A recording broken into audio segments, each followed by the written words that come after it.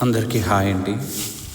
ఈ వర్క్ వచ్చేసరికి హెచ్బి కాలనీలో వర్క్ చేసామండి. ఇది టోటల్గా కిచెన్ అంతా పాడైపోయిందండి. వెళ్ళి ఇన్స్పెక్షన్ చేయగలి మొత్తం అంతా. ఇది ఎలా పాడైపోయిందంటే, మీకు పైన ఉన్న కిచెన్ ప్లాట్ఫామ్ నుంచి బార్డర్ వచ్చింది కదండి, ఫ్రంట్ బార్డరు. ఆ బార్డర్లో నుంచి వాటర్ అలా లీకేజ్ అయ్యి మొత్తం అంతా పై ఫ్రేమ్ అంతా తడిచి పాడైపోయిందండి. ఇలా వాటర్ లీకేజెస్ ఏమైనా ఉంటే మాత్రం కంపల్సరీ ముందే మీరు రెక్టిఫై చేసుకోవాలండి. సిలికాన్ గమ్ముతో అలా అప్లై చేసుకున్న ఎర్రలెట్ అయినా సరే ఆ బార్డర్స్ దగ్గర జెల్ అప్లై చేయాలి. అలా చేయడం వల్ల పైన ఉన్న ప్లాట్ఫామ్ మీద ఉన్న వాటర్ ఆ కిందకి ఫ్రేమ్కి రాకుండా ఆపుతుందండి. అలా వాటర్ లీకేజ్ అవ్వడం వల్ల మొత్తం టోటల్గా ఫ్రేమ్ అంతా పాడైపోయి చెదపట్టేసింది. ఇలా మీరు కూడా అలాంటి మిస్టేక్ చేయకుండా ముందుగా వాటర్ లీకేజ్ అవ్వకుండా మీరు ముందుగా గ్లూ అనేది అప్లై చేసేయండి ఎర్రలెట్తోని. తర్వాత మనం కిచెన్లో ఎక్కువ సింక్ దగ్గర సామాన్లు కడగడం ఇవి చేస్తాం.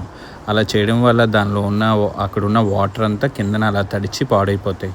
ఎప్పుడైనా ఫ్రేమ్కి పైన ఉన్న ప్లాట్ఫామ్కి కబోర్డ్ చేయించుకున్నప్పుడు ప్లాట్ఫామ్ డెప్త్ అనేది ఎక్కువ ఉండాలండి. ఫ్రేమ్ అనేది లోపలికి ఉండాలి. ఒక 2 ఇంచెస్ అయినా ఫ్రేమ్ లోపలికి ఉంటే మీకు ఆ వాటర్ తడిచే ఛాన్సెస్ తక్కువ ఉంటాయి. ఫ్రేమ్ పాడవరు. కిచెన్ ప్లాట్ఫామ్ చేయించుకున్నప్పుడు మీరు WPVC మెటీరియల్ అనేది ప్రిఫర్ చేసుకోండి. అదేంటంటే మీకు తడిచిన ఏమవ్వద్దు, ఫైర్ రెసిస్టెంట్, పెస్ట్ రెసిస్టెంట్. మీరు మా వీడియోస్ మీకు నచ్చినట్టయితే ప్లీజ్ ఫాలో చేయండి మరిన్ని వీడియోస్ కోసం, అప్డేట్స్ కోసం. Thank you for watching.